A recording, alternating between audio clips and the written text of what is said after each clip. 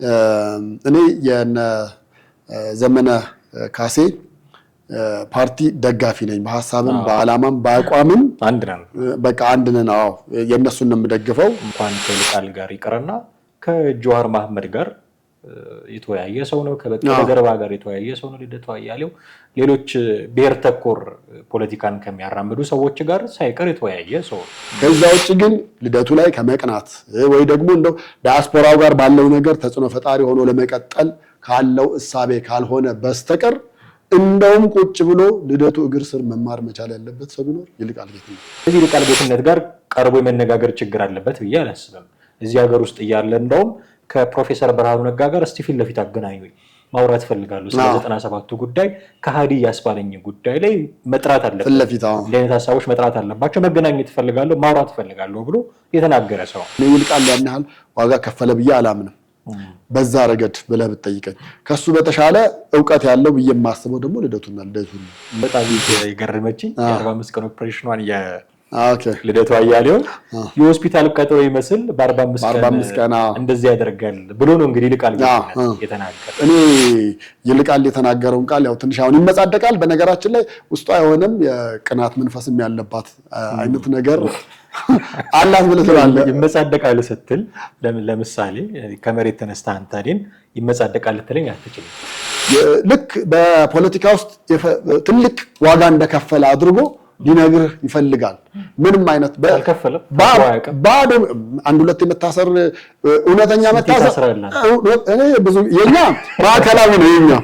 የኛ ከበድ ያለ ነገር ሊኖረው ይችላል። ኢቭን ስሙን ስትሰማ ማዕከላዊ አሁን ቃሊቲ እኮ ረፍት ነው፣ ቅሊንጦ ረፍት ነው።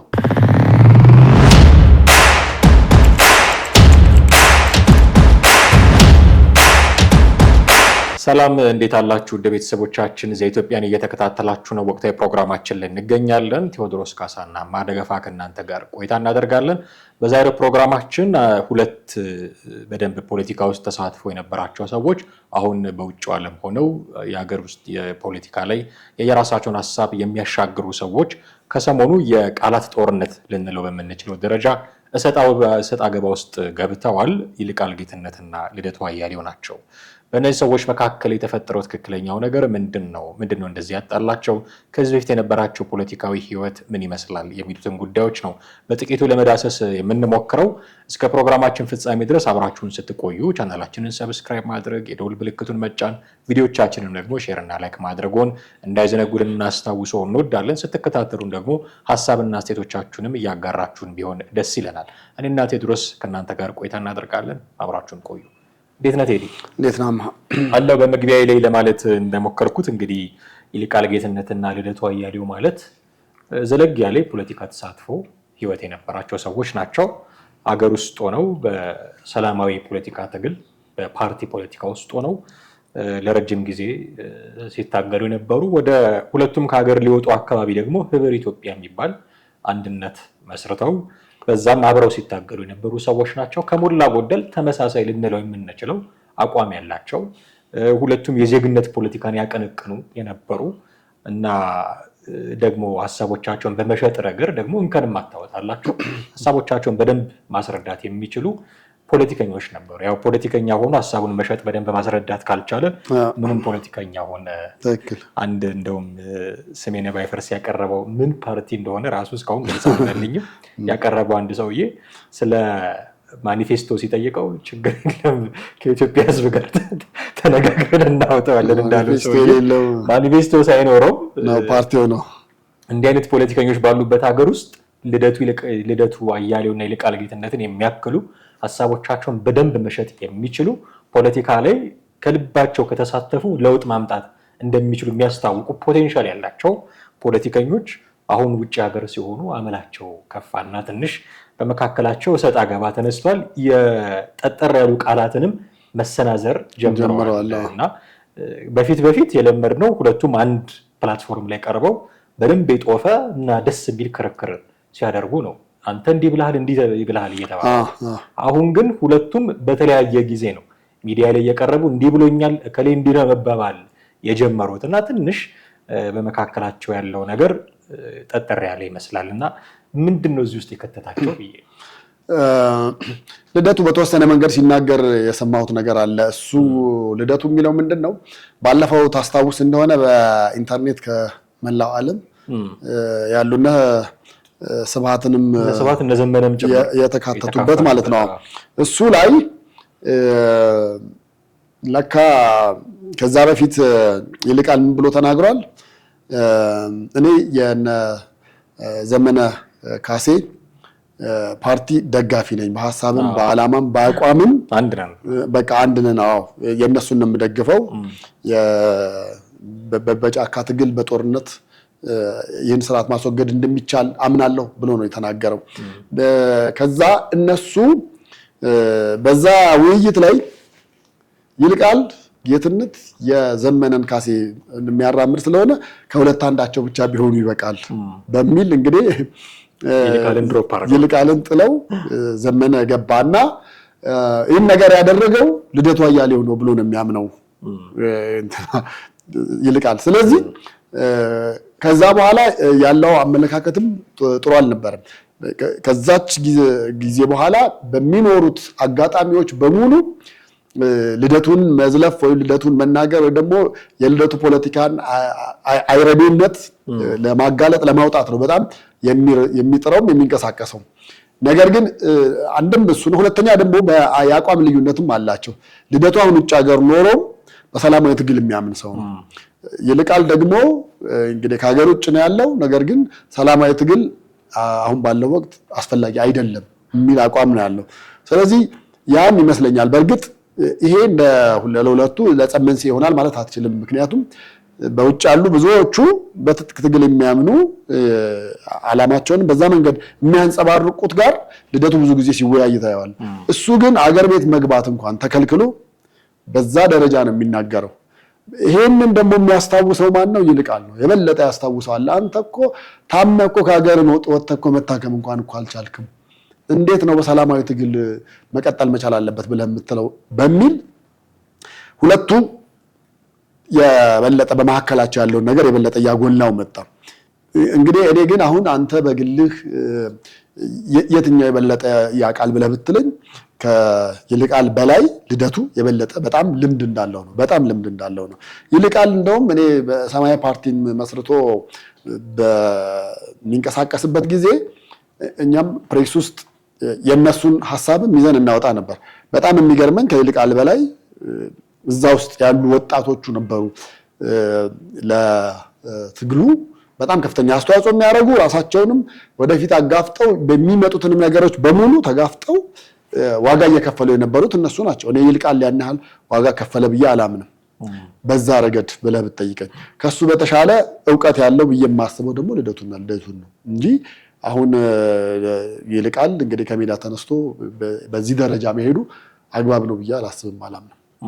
ሁለቱ ሰዎች እንግዲህ በመካከላቸው ያለውን የሐሳብ ልዩነት ከዚህ በፊት እንዳስለመዱን በክርክር ባይስማሙ እንኳን በክርክር አቋሞቻቸውን አንጸባርቀው እንዲወጡ ነበር የምንጠብቀው እና አብረው እንዳይሆኑ የሚያደርጋቸው ነገር አይደለም አይደል? ቅድም አንተ እንዳልከው እንኳን ከይልቃል ጋር ይቀርና ከጀዋር መሐመድ ጋር የተወያየ ሰው ነው፣ ከበቀለ ገርባ ጋር የተወያየ ሰው ነው ልደቱ አያሌው። ሌሎች ብሔር ተኮር ፖለቲካን ከሚያራምዱ ሰዎች ጋር ሳይቀር የተወያየ ሰው ነው። የትም ብትጠሩኝ በየትኛውም ቦታ ሐሳቤን ለማቅረብ ዝግጁ ነኝ ብሎ የሚናገር ሰው ነው ልደቱ አያሌው።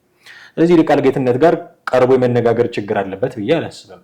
እዚህ ሀገር ውስጥ እያለ እንደውም ከፕሮፌሰር ብርሃኑ ነጋ ጋር እስቲ ፊት ለፊት አገናኙኝ ማውራት ፈልጋለሁ ስለ 97ቱ ጉዳይ ከሃዲ ያስባለኝ ጉዳይ ላይ መጥራት አለበት፣ እንደዚህ አይነት ሐሳቦች መጥራት አለባቸው፣ መገናኘት ፈልጋለሁ፣ ማውራት ፈልጋለሁ ብሎ የተናገረ ሰው። ስለዚህ አይደለም ከሌሎቹ ጋር ከይልቃል ጋር ይቀርና ከሌሎቹም ጋር ማውራት የሚቸግረው ሰው አይደለም። ለምንድን ነው ታዲያ እንዲሆን? አሁን እሺ ፊት ለፊት አብረው እንኳን አይቅረቡ፣ እንደው ፊት ለፊት ቁጭ ብለው እንኳን ባይነጋገሩ በተለያየ ሚዲያ ላይ እንኳን ሐሳቦቻቸውን ሲሰጡ ለምንድን ነው ዳውንግሬድ ማድረግ ይመጣው? ለምንድን ነው ስድብ ቀመስ ቃላቶች የምትጠቀሙ? ለምንድን ነው ደንቆሮ የምትለው? ለምንድን ነው የሆስፒታል ቀጠሮ የምትለው? እኔ በጣም የገረመችኝ የ45 ቀን ኦፕሬሽኗን ልደቱ አያሌው የሆስፒታል ቀጠሮ ይመስል በ45 ቀን እንደዚህ ያደርጋል ብሎ ነው እንግዲህ ይልቃል የተናገረው እና ይመጻደቃል። በጣም እንደውም ልደቱ አያሌው ጭንቅላቱን የነካው ይመስለኝ ይመጻደቃል አለኝ። እንዲህ ይለኛል ነው። እና ኦፍ ኮርስ ለምር ነው እንዲህ የሚለው ሐሳብ ካለው ለምር ነው ሐሳቡን ብቻ የልደቱ ሐሳብ ይሄ ነው፣ የኔ ሐሳብ ይሄ ነው፣ በዚህ መንገድ የኔ ሐሳብ የተሻለ ነው ብሎ ሐሳቡን ሸጦ ነው መሄድ ያለበት። አይ ልደቱ እንዲህ ብሎ ይመጻደቃል። ልደቱ 45 ቀን ብሎ የሆስፒታል ቀጠሮ አስመሰለው፣ የፍርድ ቤት ቀጠሮ አስመሰለው መባባል ደረጃ መድረስ አለበት ወይ? አብሮ እንዳልሰራ ሰው መሆን ነበረባቸው ወይ? አሁን ፌለሪቲውን ነው ይልቃል፣ የልደቱን ፌለሪቲ ነው በብዛት ማውጣት የሚፈልገው። አንድ እሱ ነው። ሁለተኛ ልደቱ በተፈጥሮም እዚህም ሀገር ውስጥም እያለ ነው የምልህ፣ ሀገር ውስጥም እያለ ሀገር ውስጥም ከወጣ በኋላ እንደዚህ ያሉ ነገሮች በጣም አሉት። በቃ ፖለቲካል ላይ ባለው ሙቭመንት እና እንቅስቃሴ መሆን መቻል ያለባቸው እነዚህ ነገሮች ብናረግ ይሄ ይሆናል፣ እነዚህም ብናረግ ይሄ ይሆናል። ኳሊቲው እኮ እሱ ነው በነገራችን ከነ መፍትሄው እሱ ነው። አሁን እዚህኛው ላይም እኮ አንተ የተናገርከው 45 ቀን ያልከው አንደኛ የሕክምና ቀጠሮ ጉዳይ ያደረከው የወሊድ ቀጠሮ ነገር በዚህ ቀን ትወልጃለሽ ብሎ ሐኪምና እንደዛና የኢትዮጵያ ሕዝብ እኮ በቃ መውለድ ይፈልጋል። 45 ቀን እኮ አንተ ያልከውን ቀነ ቀጠሮ እሱ ደግሞ እኔ አይደለም እኔ ያልኩትኝ አልተረዳችሁኝም። መጀመሪያ 45 ቀን ያልኩትኝ 11 ነጥቦች አሉ። እነዛ 11 ነጥቦች ሲሟሉ ነው ያልኩት። ልክ ከተሟሉ በኋላ 45 ቀን እንደውም ሰፊ ነው። በሁለት በሶስት ሳምንትም ልንጨርሰው ግን ይሆናል ወይ ነው የምልህ። አሁን ለምሳሌ እኔ 11 ቀን ማነው 11 ነጥቦች ተብለው የተባሉ አሉ። አንዳንዶቹ ስታያቸው ፍጹም አንዱ ከአንዱ ጋር መሆን የማይችሉ አይነት ነገር ራሳቸው ይልቃልና ልደቱም አፍርሰውታል። አንዱን ቅድመ አፍርሰውታል። አዎ። ስለዚህ እነዚህ መሆን የማይችሉትን ቅድመ ሁኔታዎች አብረህ አንዱን ከባሌ አንዱን ከጉለሌ አምተህ በግድ የማይገናኘውን አምተህ አንድ የባቡር መስመር ልዘርጋ ብለህ እንትን ብትል ስንት ተራራ አለው አይደል እንዴ? በቃ እነዛን ተራራ እንትን ለማለት አይደለም 45 ቀን 45 ዓመትም ሊፈጅብህ ይችላል። ስለዚህ መሆን የማይችሉ አንዳንድ ነጥቦችንም አምጥቶ ነው እንትን ያደረገው እና እንግዲህ እኔ ይልቃል የተናገረውን ቃል ያው ትንሽ አሁን ይመጻደቃል። በነገራችን ላይ ውስጧ የሆነም የቅናት መንፈስም ያለባት አይነት ነገር አላት ብለህ ትላለህ። ይመጻደቃል ስትል ለምሳሌ ከመሬት ተነስተህ አንተ አይደል ይመጻደቃል ልትለኝ አትችልም። ያየህብኝ የሆነ ጠባይ አለ። በሆነ ነገር ስመካ እኔ ያልኩት ብቻ መሆን አለበት አይነት እንቅስቃሴ ውስጥ ካልኩት ይሄ ደግሞ ባለው ነገር ይመጻደቃል ልትለኝ ትችላለህ። እና ልደቱ አያሌው በሚያቀርበው ሐሳብ ይመጻደቃል እያለ እኮ ነው። አዎ ባለ ያለ እንትን ነው። አሁን በክህሎቱ በችሎታው በጣም ኦቨር ኮንፊደንስ አለው። በጣም ይሄ ሰውዬ የበለጠ እኔ ያልኩት ነገር በዚህ መንገድ ይሆናል። እንደገና ኢትዮጵያ ውስጥም በለው በውጭም ሀገር በለው የፖለቲካ ልሂቅ ብለህ ብትጠራ ቁጥር 1 ልደቱ አያሌው ነው እንዲባል የሚያስደርገው እንቅስቃሴ እየሰራ እያከናወነ ነው ያለው። ኦፍ ኮርስ አሁን የጀመሩት እንቅስቃሴ ቢሳካ ሰሪው ልደቱ አያሌው በቃ አሁን ያንን ደግሞ እነሱ አይቀበሉትም። እኔ እንግዲህ እኔ ይቅርታ አድርግልኝና እኔ ኢንጂነር ይልቃል እሱ በሄደው መንገድ ተሄዶ አንድም የተሻለ ነገር አንድም ተጽዕኖ ሊያመጣ ተጽዕኖ የፈጠረ ነገር እንኳን እኮ ማየት ስንችል ነው። ተጽዕኖ የፈጠረ ነገር ልደቱ ግን አሳይቶናል። አገር ውስጥም በነበረበት ጊዜ ከሀገር ውስጥም ውጭ በነበረ ጊዜ ለኛ መጽሔት ብዙ ጊዜ ግብአት የሚሆኑ ጽሁፎች ልክ ነበር ነው የምልህና በጣም ምን ይደንቀኛል መሰለም መንግስትን ተችቶ ይሄ ነገር በትክክል አይደለም ብሎ ካለ በኋላ እንደ መፍትሄ ሐሳብ ደግሞ መጨረሻ ላይ ደግሞ የሚያመጣው አለ። ያው ገጹ አንዳንዴ ስለሚበዛ አሁን እኛ 40 ገጽ መጽሔት እናትማለን። ልደቱ 200 300 ገጽ ነው የሚያመጣው። አሁን ቆርጣ ደግሞ ቆርጣ እንዳታወጣው ደግሞ የመለያየት ነገር ይኖራል። ምኑን ላትም ብለህ ብትልም ራሱ ወደ ገጽ 2 ይዞራል እየተባለ ሲበዛብህ እንደምታደርገው እንደዛ ነው የሚሆነው። እና ፖለቲከኛ ከሆንክ ላይቀር አንደኛ እንደ ልደቱ መሆን ነው። ምንጠላው ባህሪም እኮ አለው። ለምሳሌ አንድ ሰሞን ልክ እንደ ቦክሰኛ በቃ ጓንቴን ሰቅያለሁ የለውም ከዚህ በኋላ ኢትዮጵያ ፖለቲካ ውስጥ ምናምን ሲል ትሰማዋለህ። ከዛ ትንሽ ቆይቶ ደግሞ አያስችለውም መሰለኝ በቃ ይመጣና የሆነች ነገር ደግሞ ጻፍ አድርጎ 4 መስመር ከዛ ያቺ ነገር በብዙ ትተረጎማለች፣ ትፈተላለች። ከዛ ሲጠየቅ እንደውም ምንድነው ወደ ፖለቲካዊ መመለስ ሐሳብ አለበት ምናምን ሲባል የሀገር የፖለቲካ ታሞማ እኔ እንዴት አርፌ ይቀመጣሉ ብሎ ሊልህ ይችላል። በዛ ልክ በዛ ድረስ ነው ሊሄድ የሚችለው እና የማያግባባቸው ነገር ያኛው ልሂቅ ነው፣ ይሄኛው ደግሞ እከሌ ምን ይሰራል ብሎ የሚከተል ሰው ነው። እከሌ ማን ምን እየሰራ ነው ብሎ እንጂ እውነት ያው ለምሳሌ የትኛው ፖለቲከኛ ነው ወደ ሀገር አትገባም ተብሎ ሲባል ፓስፖርቱ ቪዛ ተከልክለሃል ተብሎ ሲባል ማን የከለከለኝን አካል ቁጭ ብዬ ላወራው ፈልጋለሁ። እናውራና ከዛ በኋላ የሚሆነውን ነገር በጋራ ብለህ እስከ ማለት ደረጃ ሊደርስ ይችላል? አይችልም።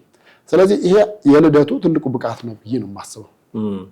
እንግዲህ አሁን አንተ ያልከውን መሰረት አድርገን ስናወራ የቅናት መንፈስ ካለበት ኢንጂነሩ አለበት እሱን ወስጄ ነው ከንግግር ውስጥ የተረዳሁት እሱን ነው። ልደቱ አያሌው ላይ የቅናት መንፈስ ካለበት እንደ ልደቱ ለመሆን መሞከር ነው እኔ የምጠብቀው ኤክስፔክት የማደርገው አይደለም። መሆንም አይፈልግማ።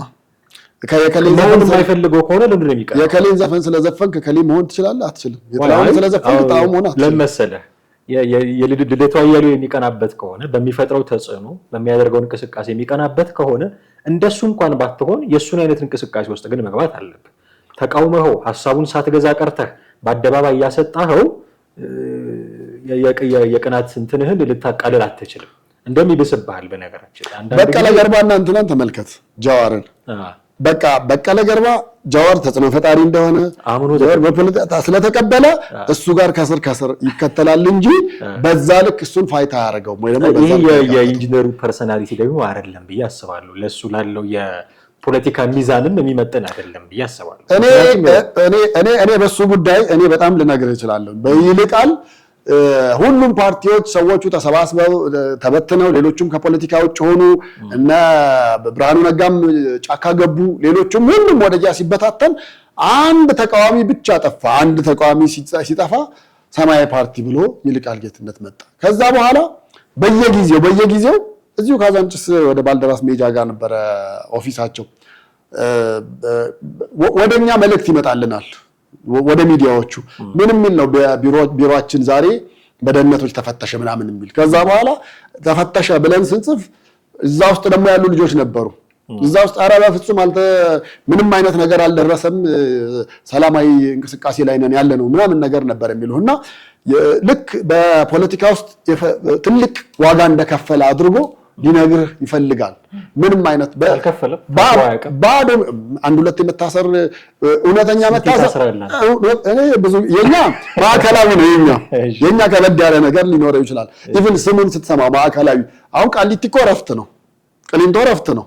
በቃ ምንም የተለየ ነገር አይደርስብኝም ብለን የምታስቡ ማዕከላዊ መሆን ማለት ግን አንደኛ ስሙ ራሱ በአእምሮአቸው ውስጥ የፈጠረው ተጽዕኖ አለ። በመላው ኢትዮጵያ ይነስም ይብዛ ግን የሆነ አጥር ውስጥ ፍርግርግ ብረት አለ። ፖለቲካ ውስጥ ገባ ታዲያ ምንድነው እስርን ፈርቶ ዋጋ ያስከፍላል። ፖለቲካ ውስጥ መግባት ታስሮ ዋጋ ከፍሏል። ምንም ዋጋ እንዳልከፈለ ሰው ትሪት ልናደርገው። እኔ ደግሞ ምንም እንደው በባዶ ሜዳ ማንም ፖለቲከኛ በሌለበት ማንም ተቃዋሚ በሌለበት ለብቻው ኳስ አግኝቶ ቁጭ ብሎ ይዞ የነበረው ይልቃል ጌትነት ነው። ሌላ ሰው የለም። ጥራልኝ ብለህ ብትለኝ ማንም የለም። በተለይ ከሚሊኒየሙ ወዲህ ምናምን ማነው ከ2001 ምናምን ጀምሮ ያሉትን ብታይ ምንም በቃ ምንም 0% ብለህ ልትለው ትችላለህ። ኢህአዲግ እስከወደቀበት ጊዜ ድረስ ከሱ በላይ እነ ወይንሸት ዋጋ ከፍለዋል። ከሱ በላይ እነ ዮናታን ዋጋ ከፍለዋል። ከሱ በላይ ሌሎቹ እና አናንያ ሶሪ ሌሎች አሉ እዛ ሰማያዊ ፓርቲ ውስጥ የነበሩ ከነሱ ጋር እንኳን እነሱና ጋዜጠኛው የበለጠ ዋጋ ከፍለዋል። ይልቃል በዛ ደረጃ እንኳን የከፈለበት ብዙ ነገር የለም። እንደውም ምንም ተቃዋሚ የለም እና የለጫሚሶ ኢህአዲግ ቢሮ ሰጥቷቸው ግማሹን ከፍለው ድራፍት ቤት አከራይተውት ግማሹን ህትመት ቤት አድርገውት የተወሰነች ቢሮ አለ ብለው ቁጭ ብለው ይሸቅሉ ነበረ። ከነዛ እነሱ ተለጣፊ መሆናቸውን አምነው ምንም ነገር አይንቀሳቀሱም አይናገሩም ነበረ። ሰማያዊ ፓርቲን ግን ይልቃል ይዞት ምንም ሳይሰራ እንደውም ከሱ በላይ ነው ይንሸት ሞላ በጣም ትልቅ ዋጋ የከፈሉ ልጆች። ኢቭን የሙስሊሞች ሙቭመንት ሲኖር አርብ ራሱ መስጊድ ድረስ ሄደው እንደ ሴቶቹ ለብሰው እዛ ሄደው ያለውን እንቅስቃሴ እየተከታተሉ አብረው ብዙ ዋጋ የከፈሉ ልጆች ናቸው። እኔ አንዳቸው መጥተው ቢናገሩ ከዛ በኋላ ሌላ ነገር ታያለ። በጣም ብዙ ነገር የምትሰማው አለ። አንዳንዴ የስዩም ተሾመ እንደውም የበለጠ ይገልጸዋል ብዬ እነግርሃለሁ፣ የይልቃልን ነገር ማለት ነው። ግን እኔ በሱ ልክ በሱ እንትን ልነግርህ አልፈልግም። በቃ ግን ባለውና በምናቀው ወይንሸት ሞላ ማለት ደግሞ መልካም ሰላም ሞላለች። መልካም ደግሞ የኛ መጽሔቷ አዘጋጅ ነበረች። የመጽሔቷ አዘጋጅ ነች። እህቷ ሰማያዊ ፓርቲ ነች። እያንዳንዱ መረጃዎች ለኛ ቀርብ ነበሩ የዛኔና በዛ በነበረው እንቅስቃሴ እኔ ይልቃል ይሄን ነገር ዋጋ ከፍያለሁ ምን ብያለሁ የሚለው ነገር ካለ ፊት ለፊት ያውጣና ይናገር። ከዛ ውጭ ግን ልደቱ ላይ ከመቅናት ወይ ደግሞ እንደው ዲያስፖራው ጋር ባለው ነገር ተጽዕኖ ፈጣሪ ሆኖ ለመቀጠል ካለው እሳቤ ካልሆነ በስተቀር እንደውም ቁጭ ብሎ ልደቱ እግር ስር መማር መቻል ያለበት ሰው ቢኖር ይልቃል ጌትነት ነው። ይሄ ነው እኔ መጨረሻ ቃሌ። ሌላ ነገር ካለ አንሳ። የልደቱ ደቀ መዝሙር ሆነ እያልክ ከመናገር ውጪ በቃ እንዲህ በዛ ልክ ተለካክተህ መነጋገር። ኦኬ አሁን አንተ ካልከው ነገር ውስጥ ልደቱ አያሌው ጥሩ የፖለቲካል አንደርስታንዲንግ እንዳለው ብዙ ሰው የሚክድም አይመስለኝም።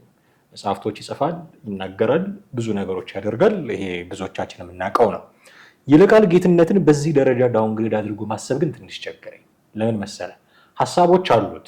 አሁንም ቢሆን እኮ እንደው በባዶ ሜዳ አይደለም እንደው ቃላት የሚወራወሩት። የሚያነሳቸው ሀሳቦች አሉት። አንዱ የሰላማዊ ትግል እና የትጥቅ ትግል ነው።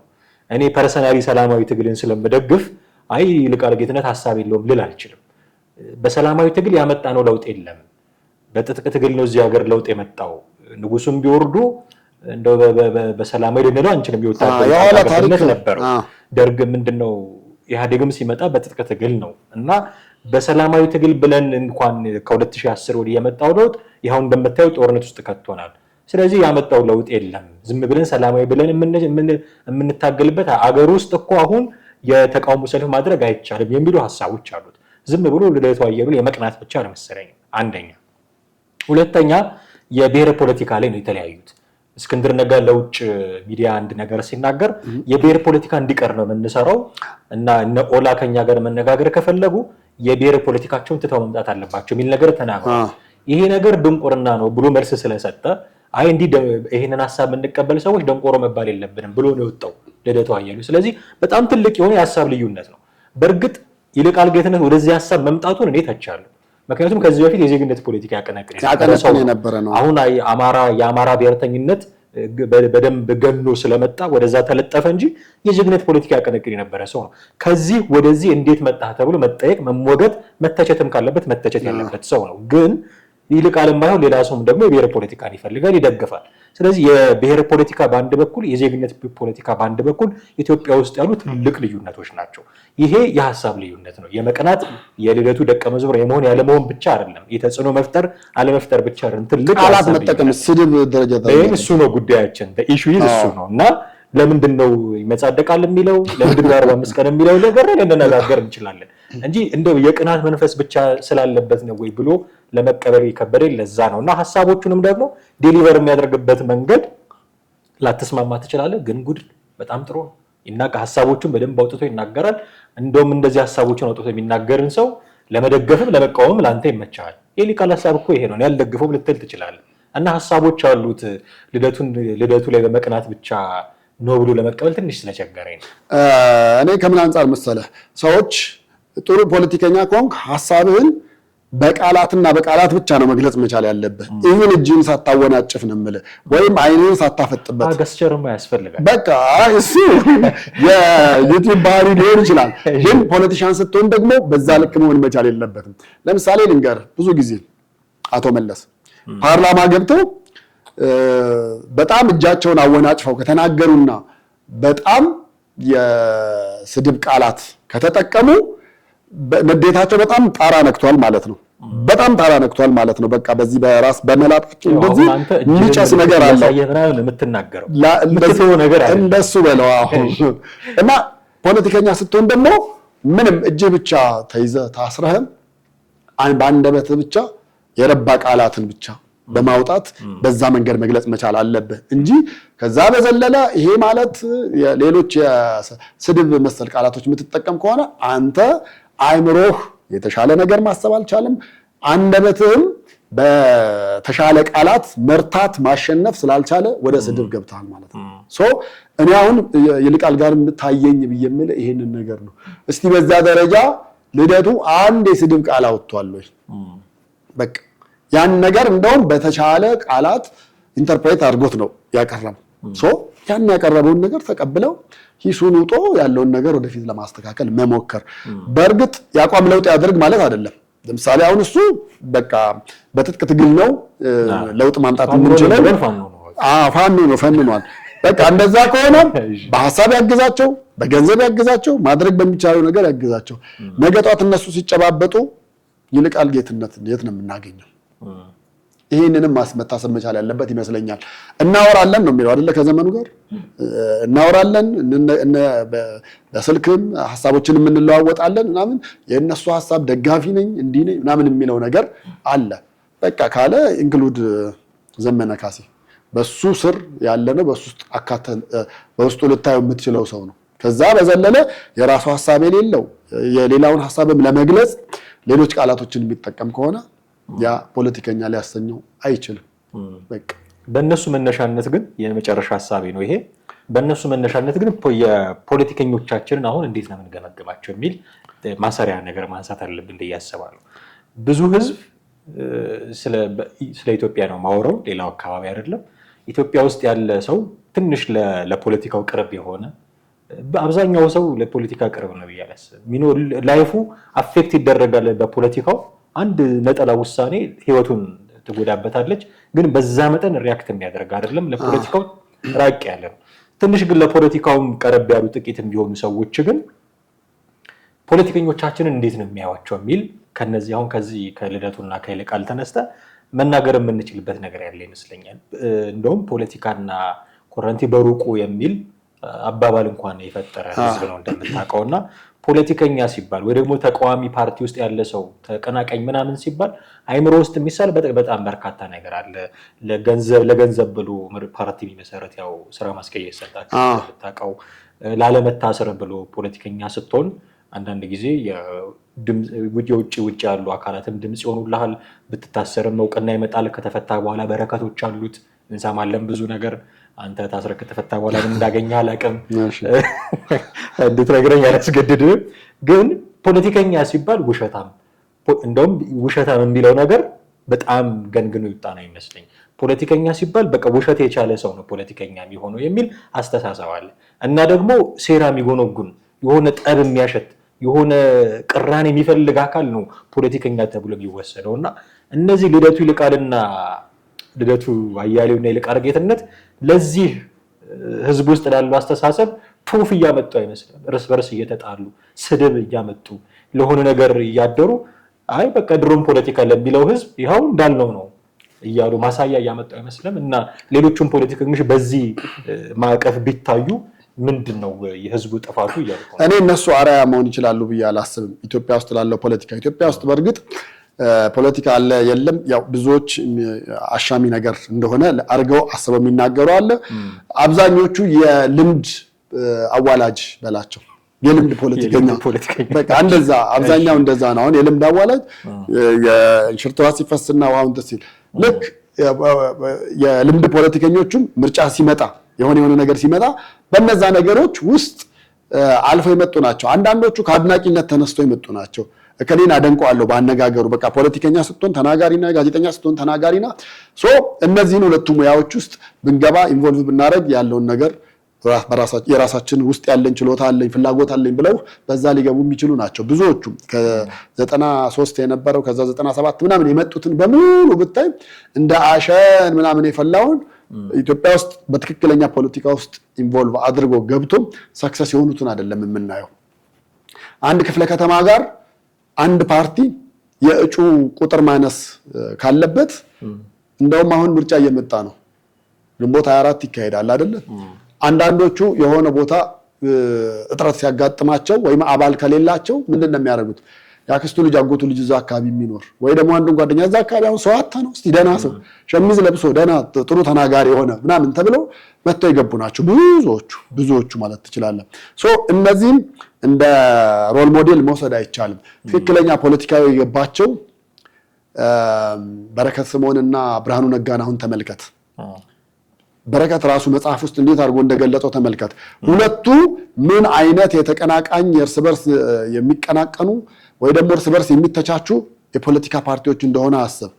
ኢህአዴግን የሚያክል ፓርቲ ተቀምጦ ቅንጅት ደግሞ እነ ብርሃኑ ነጋ በምን አይነት መንገድ በተለይ ኢኮኖሚውን በተመለከተ ምን አይነት አናሊሲስ እንደሰጡና ትችቱን እንዳቀረቡለት ልደቱ ደግሞ ምን ብሎ እንደመለሰ ሁለቱን አሁን ቴሌቪዥን ላይ ስታያቸው እነዚህ ሰዎች ቦክስ ሊማዘዙ ነው። በቃ ከዚህ በኋላ ብርሃኑ ነጋ ዋጋ የለውም ይታሰራል እንዲላል ምናምን ብለህ ስትል ማታ ላይ ሂልተን ሆቴል ተጠራርተው ሻይ ቡና እየጠጡ የቀኑ እንዴት ነበረ፣ ህዝቡ ጋር ያለው ቫይብ ምን ነበረ ብለው ሊሉ የሚችሉ ናቸው። አየህ በዛ ልክ የሚቀራረቡ ናቸው እንጂ እዚህ ጋር እንደምናያቸው የሁለቱ ቢገናኙ ቦክስ የሚማዘዙ ወይ ደግሞ ፓርላማ ብታስቀምጣቸው ወንበር አንስተው ከመወራወር ወደ ኋላ የማይሉ ናቸው። እነዚህን መውሰድ አይቻልም ብዬ ነው የማስበው። ለዛ ነው አየህ የሀገራችን ፖለቲካ አሁን ወደ ፖለቲካው የሚመጡት ራሱ የሚያዩት ጥሩ ነገር አይደለም አንደኛ፣ ሁለተኛ ደግሞ ጥሩ የሆኑትን ሮል ሞዴል ማየት ትተው እነዚህን ያዩና ከዛ በኋላ ዘጭንቦጭ